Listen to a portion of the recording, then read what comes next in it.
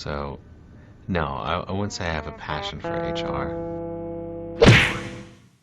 Welcome back to Human Resources for the People. It's a human capital revolution. Today we're going to be talking about Minnesota's new sick time law. It's getting put into place, and we're going to talk about it. This article is by Cypher Shaw. The authors are Michelle Charmoulian, Joshua Seidman, and Renate Walker. You can see them here.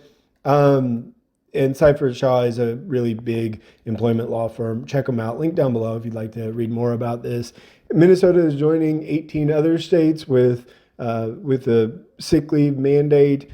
Illinois just got one pretty recently, which is pretty interesting. And they've already got paid and sick leave mandates in 4 other cities, including Minneapolis, St. Paul, Duluth, and Bloomington, which I think Bloomington is a small suburb outside of Minnesota. Regardless, it's a it's a pretty small state outside those big cities. But anyway, more people are covered. So fantastic, I suppose. And there's a lot of highlights from it. The employer relationship is an individual, a corporation, et cetera, et cetera. It will apply to the state of Minnesota and school districts. Sometimes the school districts get left out of these, which I think is interesting. You have to work at least 80 hours in a year to be considered an employee, which is pretty hard not to do.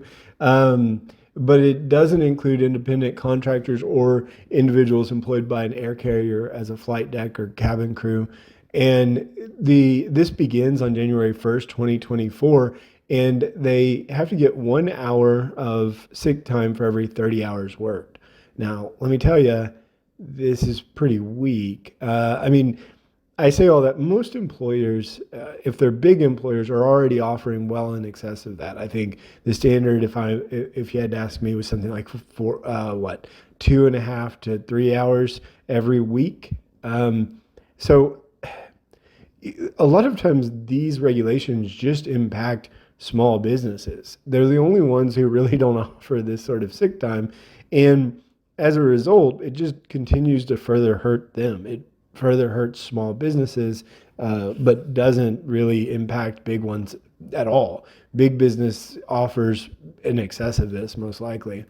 And what it'll mean is that, frankly, your vacation just becomes sick time. So, it is what it is. There is an annual accrual cap. They can accrue up to 48 hours in a year, which is not a whole lot.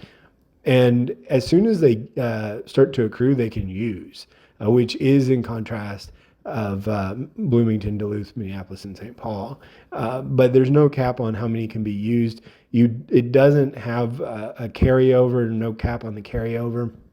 And it's for, of course, an employee or an employee's covered family members, or for their mental or physical illness, injury, or health conditions, need for care, need for preventative care, as well as domestic abuse, sexual assault, or stalking. I think it's good. I just lumping this in with everything else is interesting. I think that it's overall good, and I believe, for example, Nevada does something similar to this, but it's separate. It's separate from sick leave, and so it makes it sort of almost others someone who's a victim of this, and separates them in a weird way. And further, to add to that, it adds to the closure of the employee's place of business due to weather, which I don't understand how weather has anything to do with sickness. And that's what's strange to me. I don't love it. I think that this could be written a lot better, because that's not, this was sold as a sick act, right? Not a weather closure act. I wish they would stop conflating these things. If you want to pass a sick leave, then do it. But this seems weird.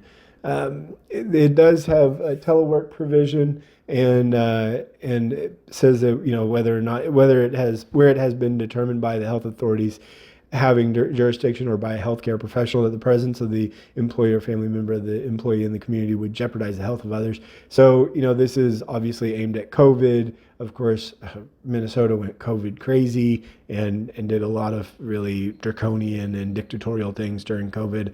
And so this is just an extension of those things. So what do you think about it?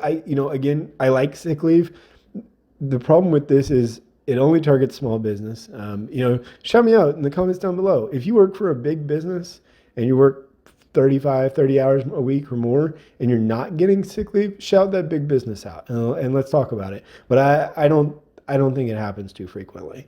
And furthermore, these added restrictions that have nothing to do with sickness, but have everything to do with, flavors of the week are sort of added negatives for me. But again, do like sick leave. I think it's important. I think people should have it. It's just, I wish the waters wouldn't be muddied so much. Leave a comment down below. Leave a like, share, and subscribe, and we'll see you on the next video. Bye, guys.